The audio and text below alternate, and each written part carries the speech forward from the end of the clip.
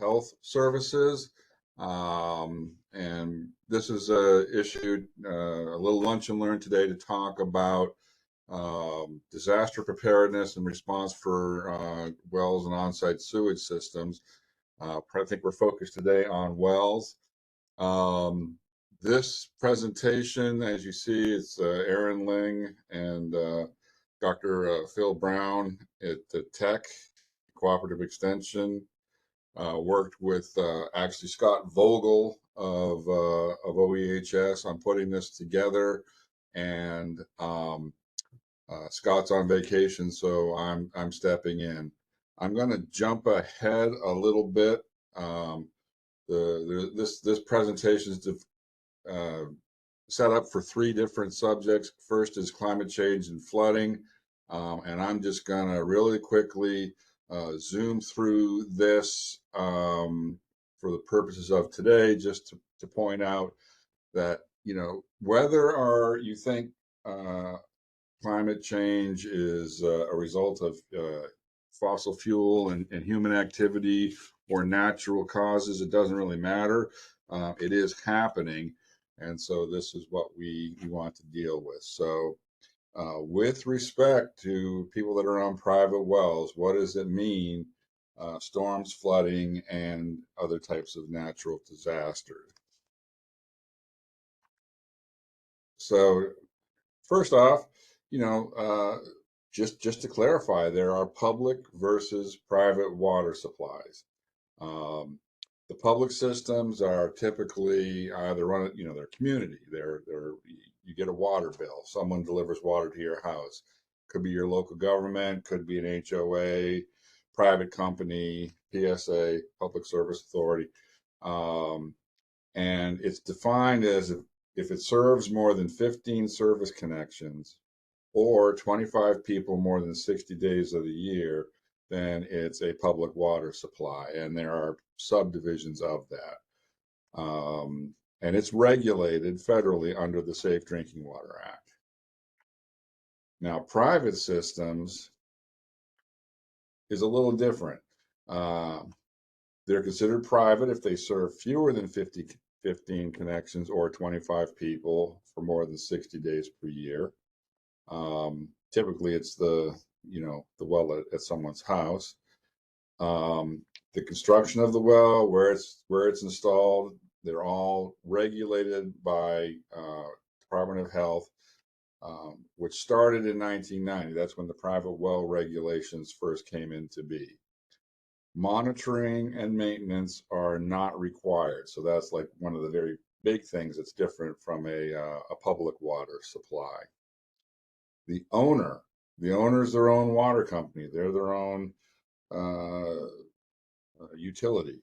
They're responsible for maintenance, routine water testing, and dealing with problems. They're under no obligation. There's no regulation saying what they have to do. It's just on their nickel, basically. So what are private water supplies? Where they're wells primarily. Can be constructed a variety of ways. Could be anywhere from 20 to over 1,000 feet deep. We have separation distance criteria to keep them safe from contamination. And they have various things to help protect them from surface contamination, which includes the well cap, the casing, often PVC, sometimes steel, grout to prevent surface water from getting in through the outside of the well casing down to where the screen is, a seal at the bottom, pretty standard. There's also springs and cisterns, but for today's purpose, talking about private well water safety, we'll just move on. About a little over 1.5 million people, 20% of Virginians rely on wells. We don't actually know the total number because, as we said, the well regulations didn't start until 1990, and there's a lot of wells in active use that are older than that. There's been a decrease in waterborne disease outbreaks related to wells since the 1980s overall, but Private water supplies, they may have a slight relative increase, and that's primarily due to people not testing, not maintaining, potential surface water increase, and so on. So again, homeowners who rely on private water supplies, the well owner, and there's a whole subcategory of people who rent, but the well owner is responsible for all aspects of the well management. And they really often don't know sometimes they don't even know where their well is. It's in the weeds somewhere in the backyard.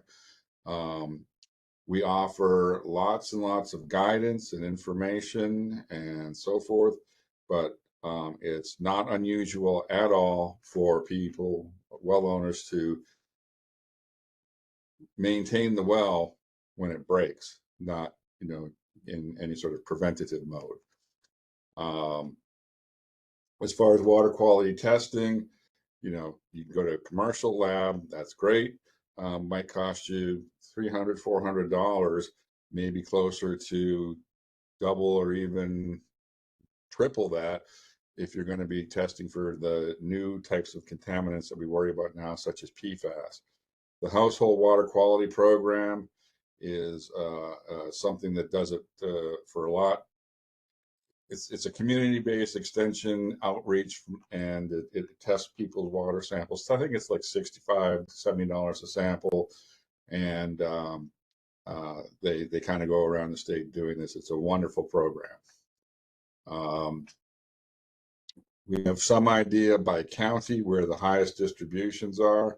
Some of this might seem a little bit surprising to see maybe higher concentrations of wells in Northern Virginia, for example, where you would think it's largely a lot of public water supply, but there's not. And then there's some areas down here where you would think it would be all wells, kind of like it is in Highland County or Rockbridge, but there's a lot of public water supplies there as in community systems related to the coal mining that's happened.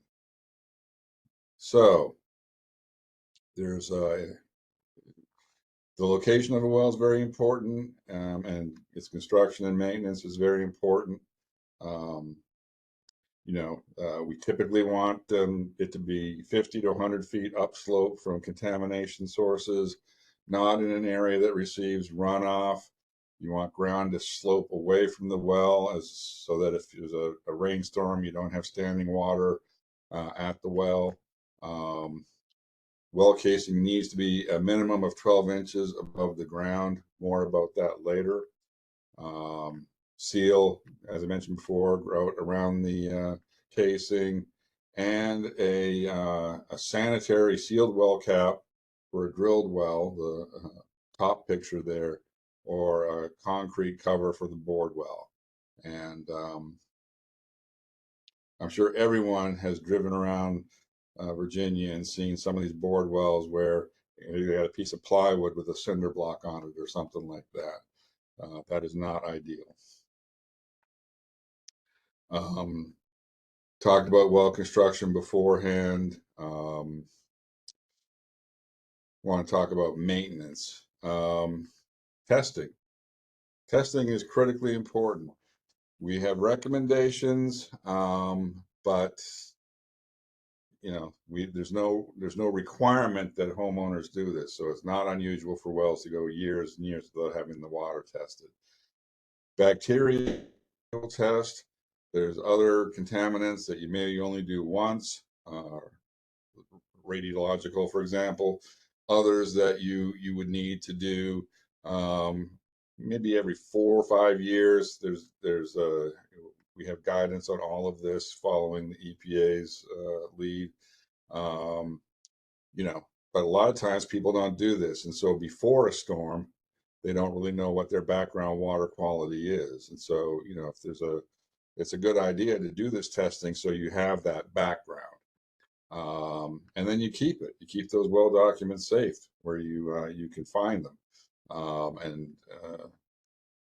because you might need them later. Sometimes wells are in a well house, and so that could be the smallest, like a dog house kind of thing almost. but there needs to be a drain, and the drain needs to be clear of debris. That doesn't always happen. And things like, maintaining wires so they don't, if they get damaged, they get replaced, so on, things of that nature. And again, electrical. Wells that are no longer used need to be properly abandoned. I'm going to kind of jump ahead through this stuff. It's critically important, but in the interest of today, talking about well safety related to storms, just be aware. It's wells can be dangerous if they're not taken care of, and we'll move on from there. So it's really important if you live in a flood prone area. There's,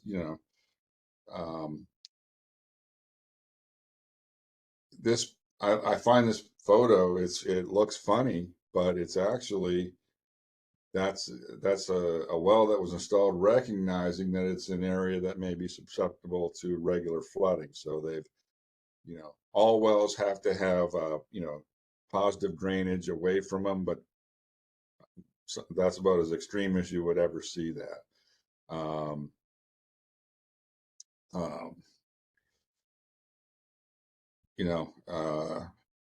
health departments, local health departments, of like the well diagram and how deep it is and so on. They may not have records for older wells constructed before 1990, but it's always good to check. If you're in a flood prone area, having a flood proof well cap is a good idea. What that is, the little cap that sits on the very top of the well casing, that allows the electricity down to the pump in the well, and it can be removed in order to remove the pump and do other types of maintenance. Those all have a little hole on the bottom of them with an insect screen, and the purpose of that is you have to have atmosphere, because otherwise, if it was completely sealed airtight, you'd get a vacuum and you wouldn't be able to pump water. So the flood-proof well caps still have that vent, but they might have like a simple like ball check kind of thing, like a snorkel, so that if the flood waters reach up to over the top of the well, that ball will rise and seal the vent. It's a good idea to have, especially if you're in flood prone areas. In this case, like I said, they extended the well casing above the historic flood levels. Always a good idea.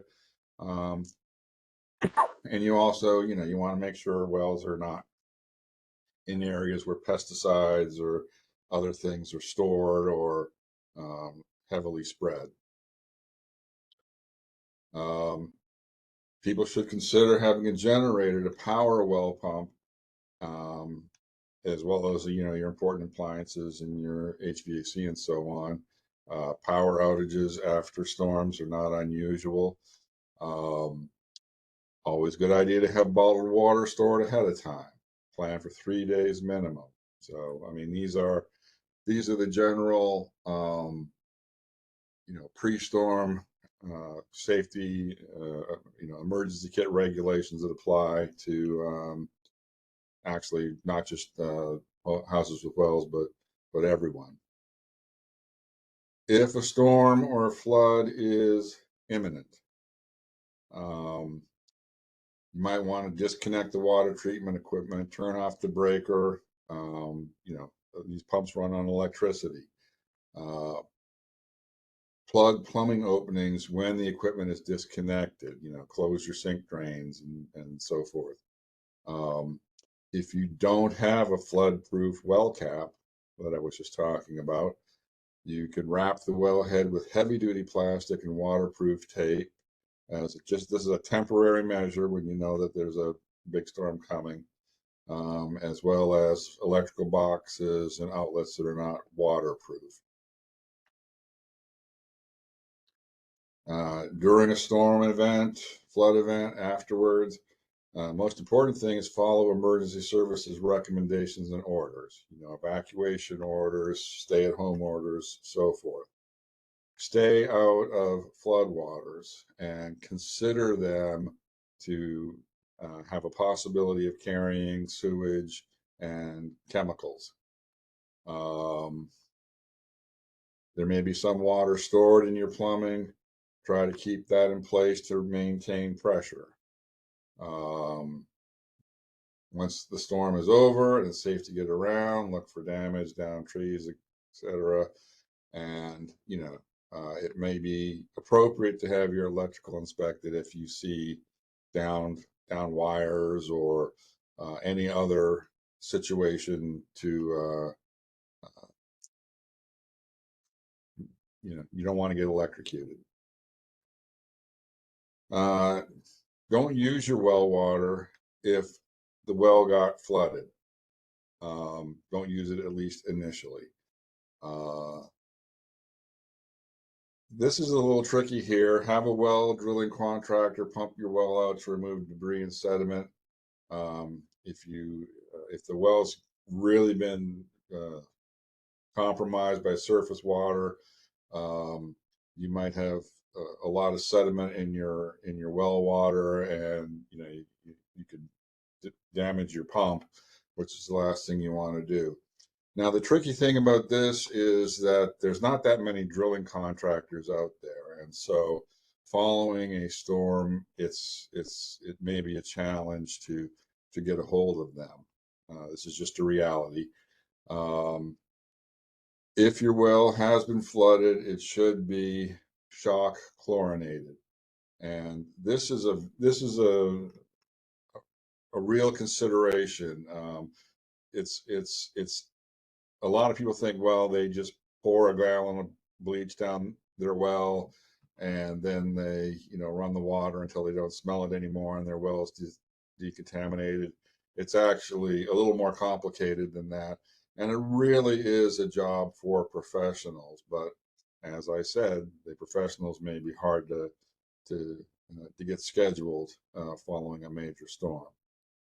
You need to have your well water tested for bacteria and nitrate at a minimum prior to using it for drinking or cooking. And again, it should be after the well is disinfected.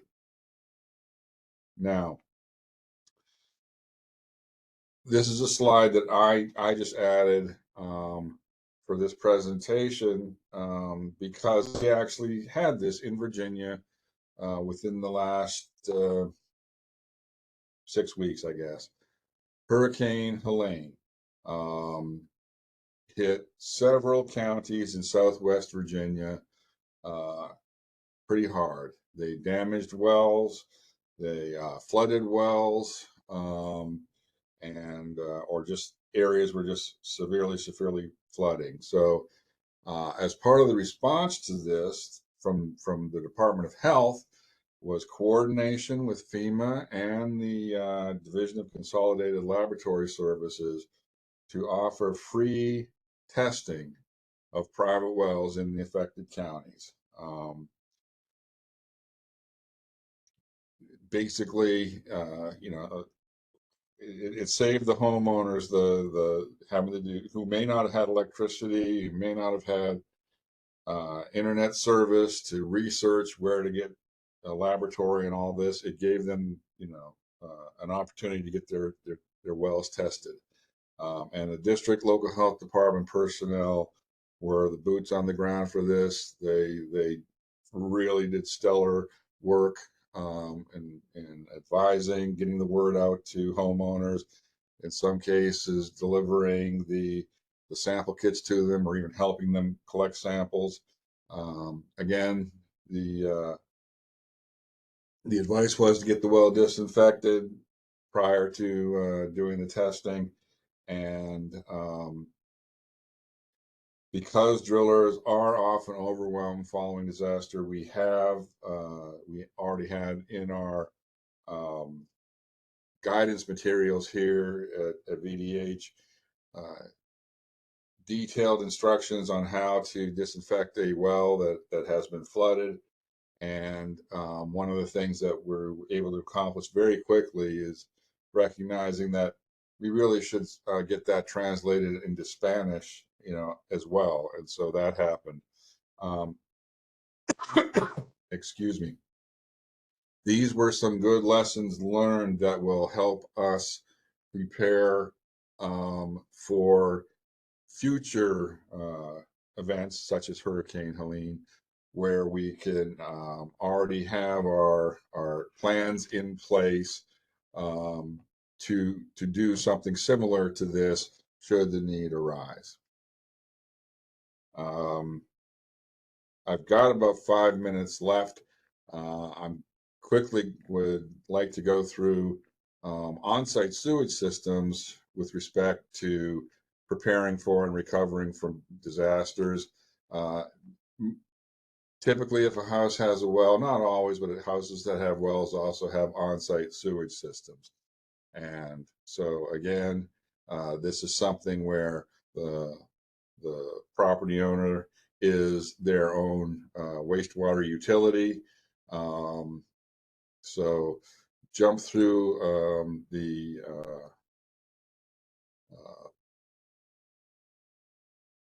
before just to get to the after, or the actual storm stuff. Um, so maintaining your system is one of the best things you can do, and you know. They typically can handle a flood if they have been well maintained and you've prepared. So, this can, this chart here, for example, if you know the size of your septic tank, which again, you can get it from the local health department from your records, how many people are in the house, this gives you an idea of um, how the frequency that you need to be pumping your septic tank. Um, Take care of septic tanks. You want to try to keep tree roots and um, uh, things of that nature uh, away from the where the tank is in the drain field. You don't want they can mess things up. And as far as just having a tree fall could be, if it falls on a drain field, that could be a huge issue. Um, so yeah, you want to keep your plants and so on away from your certain area. You can see sometimes if your system is getting uh, to the point where it's not working 100%, you might be able to see just the pattern of the way the color of the grass over the top of it. But it's also a matter of making sure your lids are properly secured, have child safety features, are free from damage. You want to do your same electricity double check. Um, and it's also good if storm season is coming and you've got clogged ditches near your house or in your area. These are things that can be done proactively to help mitigate flooding.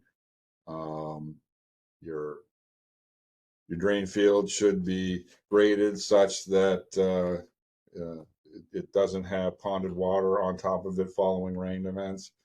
And real quickly during the storm, um, some of the things that can happen is because groundwater might rise as a result of all the rainfall, not necessarily where you are, but in the surrounding area, up gradient from you. That can have some effect on the ability of the system to operate. Um, so, uh, it's hard to say, you can't go to the bathroom in the middle of your hunkering down, but on the other hand, you could maybe just, okay, we're not going to flush our toilets until we know our system's operational again.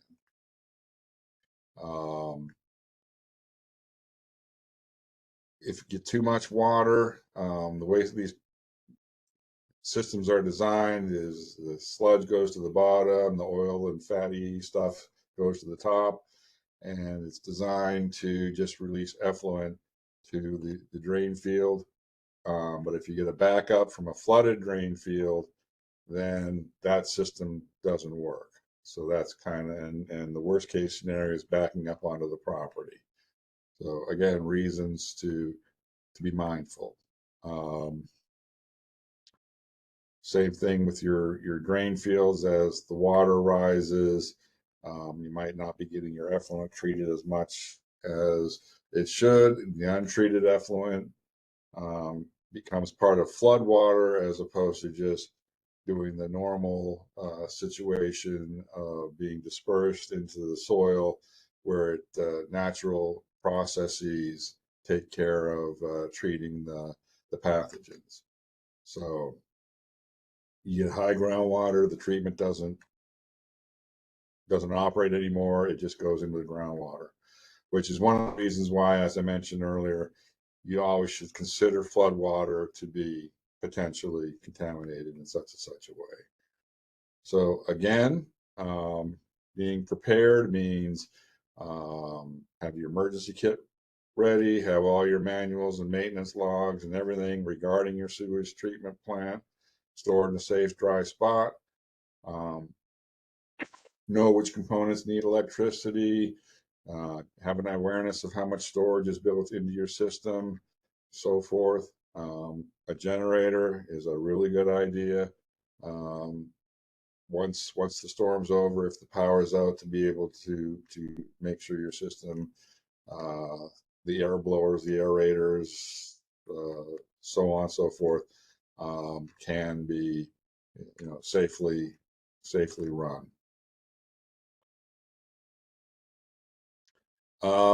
Sometimes it's simply a matter of, this is a kind of a not so pleasant picture, but you can see the little drain here. This was a backup, and had their, put a cap on this drain or a block on this drain, it could have been minimized. So again, certain things you can do to mitigate.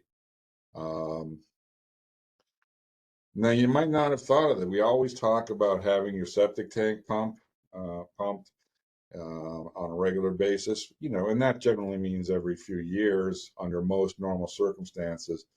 But just be aware that, if your tank has just been pumped and it's a fiberglass tank, a plastic tank, it could, if there's severe flooding and groundwater saturation, the tank could actually float, and then that's a major thing to repair after the fact. Again, flood and power outage is imminent.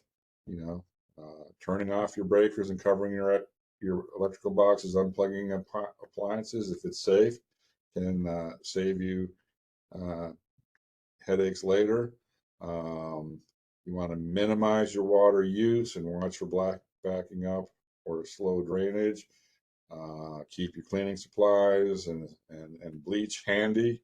If you contact sewage or flood water, just assume that it's carrying sewage and could actually be a shock hazard. Your electrics, again, same thing. If your system's a gravity system, you're fine. But if it uses pumps for any reason, say to pump from your septic tank up to the drain field because of the geography of your site, just be aware that you have stuff that is subject to, if it gets wet, you don't want electric stuff to get wet. So you want to take extreme caution and avoid using them systems if they have become inundated. Afterwards, remember that untreated septic effluent can go beyond the drain field after flood. And as I mentioned before, it's not unusual for sites with on-site sewage systems to also have private wells. So, you don't want to drink or cook with well water until it's tested. That's one of the reasons what we advise having bottled water in your emergency kit on the front end. The finest soil particles, the silts and clays, they are very easily transported in floods. They can clog things. And as I mentioned, if it gets in a well, you could damage your well if you try to pump it. And if it's in your drain field or your on-site system, then that can lead to backups. So again,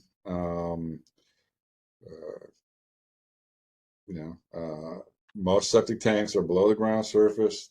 They're not that readily damaged by flooding, but if you suspect it's been damaged, if there's you see anything that's giving you concern, slower drainage of your plumbing fixtures, things of this nature, you would want to have it inspected and serviced after the storm's abated.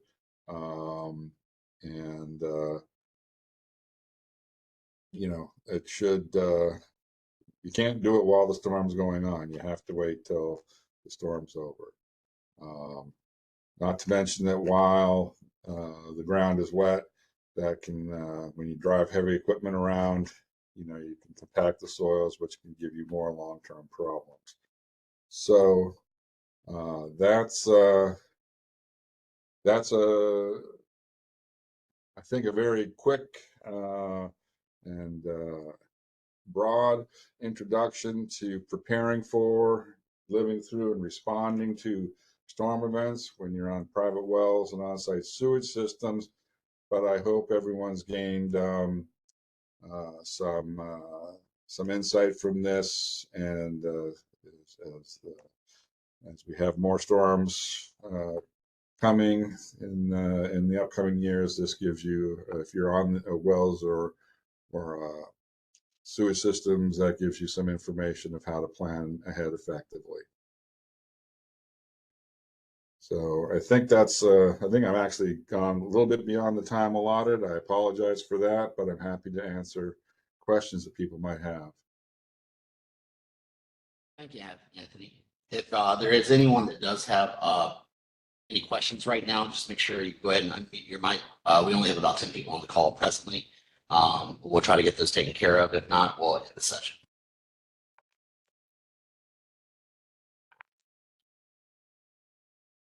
I see the comment about having the tank pumped out each election year.